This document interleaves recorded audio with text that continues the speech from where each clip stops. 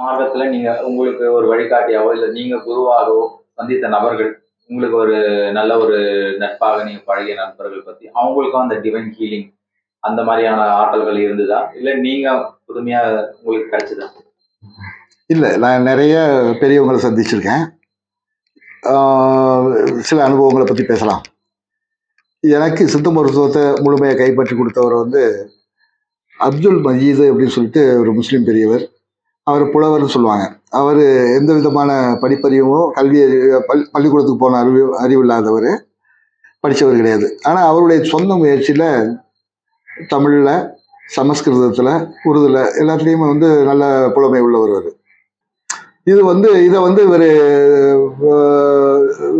நடத்தி காமிச்சிருக்காரு. இதே மாதிரி பல நிகழ்வுகள் அவரை பத்தி சொல்லியிருக்காங்க.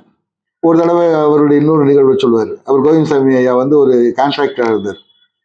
அந்த கான்ட்ராக்டர்ல பில்லு போடுறதுக்கு ஒரு இன்ஜினியர் நிறைய தொலை பண்ணியிருக்காரு. இவர் ரொம்ப நல்ல மனுஷன். ஆனா அவர் வந்து அவரை ரொம்ப கஷ்டப்படுத்தியிருக்கான்.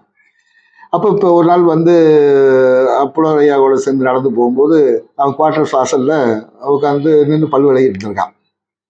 இவர் சொல்லியிருக்காரு, ஐயா இந்த அவர் தான் ஐயா வந்து இந்த மாதிரி எனக்கு தொல்லை கொடுக்குறான்னு சொன்னேன்ல, அந்த என்ஜினியர் இவர் தான் அப்படின்னு காமிச்சிருக்காப்புல. இவர் தூரத்துல இருந்து பார்த்துருக்காப்புலையா, அப்படியா சரி இருக்கட்டும் அப்படின்னு சொல்லிட்டு வந்தார். அவன் பல்லு விளக்கிட்டு இருந்த கை அப்படியே நின்று போச்சு, அசைவு இல்லாமல். அதுக்கப்புறம் ரொம்ப மனது வருந்தி எங்கெங்கயோ பார்த்து ட்ரீட்மெண்ட் எடுக்க முடியாமல் கடைசியில் அவர் கோவிந்தசாமிகிட்ட சொல்லியிருக்காப்புல, இந்த மாதிரி நான் நிறைய பேருக்கு தொல்லை பண்ணியிருக்கேன், அதனுடைய விளைவு தான் எனக்கு இந்த மாதிரி ஆயிடுச்சு, உனக்கே நான் நிறைய துன்பம் கொடுத்துருக்கேன், அதனால நான் செஞ்ச தப்புக்கு எனக்கு இந்த தண்டனை கிடைச்சின்னு சொல்லி வந்திருக்கான். இதை பெரியவர்கிட்ட சொல்லியிருக்காப்புல. அப்போ சொல்லியிருக்காரு, ஆமாம் தப்பு உணர்ந்துட்டான்ல, அப்போ சரியாயிருமையா அப்படின்னு சொல்லியிருக்காரு. சரியாயிருச்சு. இது மாதிரி நிகழ்வுகள்லாம் நடந்திருக்கு.